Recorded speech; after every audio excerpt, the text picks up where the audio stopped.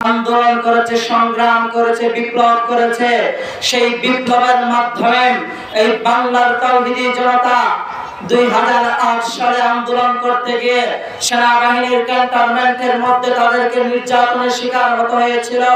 বাংলার তাওহীদি শান্তিপ্রিয় জনতা 2013 সালের মধ্যে আলেম ওলামারা যখন নাস্তিক বিরোধী, শাহবাগী বিরোধী, রাসূল পাক সাল্লাল্লাহু আলাইহি ওয়াসাল্লামের ইজ্জত রক্ষা করার জন্য শাপলা চত্বরে গিয়েছিল, সেই শাপলা চত্বরকে রক্তে রঞ্জিত করা হয়েছিল।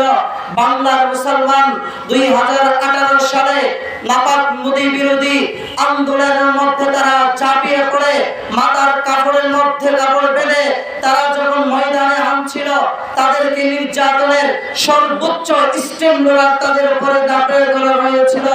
সেই সমস্ত কিছু পেরিয়ে যখন বাংলার তাওহীদি জনতা